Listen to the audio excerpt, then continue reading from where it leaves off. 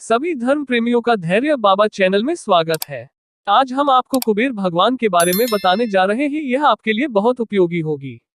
कुबेर महाराज के संबंध में प्रथा है कि उनके 3 पैर और 8 दांत हैं।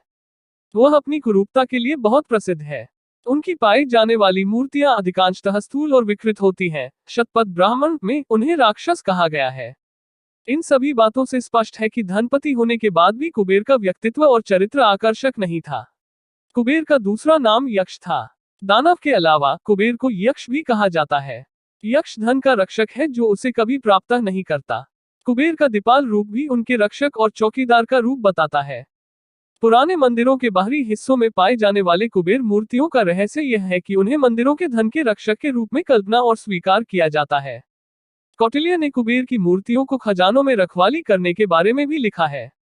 प्रारंभिक गैर आर्य देवता कुबेर बाद में आर्य देवता में भी स्वीकार किए गए। बाद में पुजारी और ब्राह्मण भी कुबेर के प्रभाव में आ गए और उनकी पूजा आर्य देवों की तरह लोकप्रिय हो गई। लक्ष्मी जी के धन से मंगल का भाव जुड़ा हुआ है। कुबेर के धन से लोकमंगल की भावना विवेकपूर्ण नहीं है। लक्ष्मी का धन स्थायी नहीं, यह गतिशील है।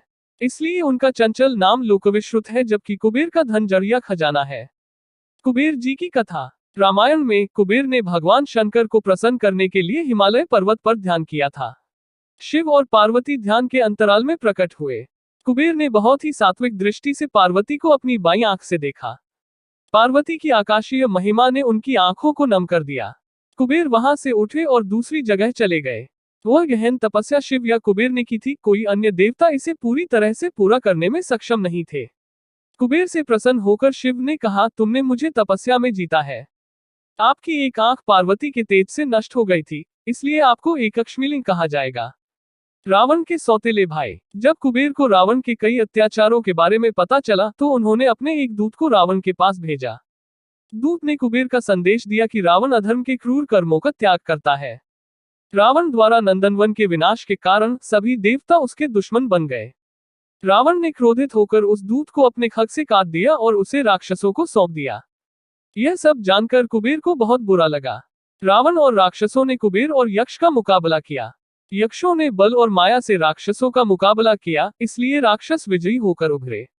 रावण ने माया से कई रूप ले लिए और कुबेर के सिर पर प्रहार किया, जिससे वह घायल हो गया और उसका पुष्पक विमान ले लिया।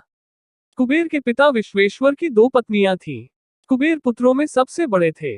बाकी रावण, कुंभकर्ण और विभीषण सौतेले भाई थे।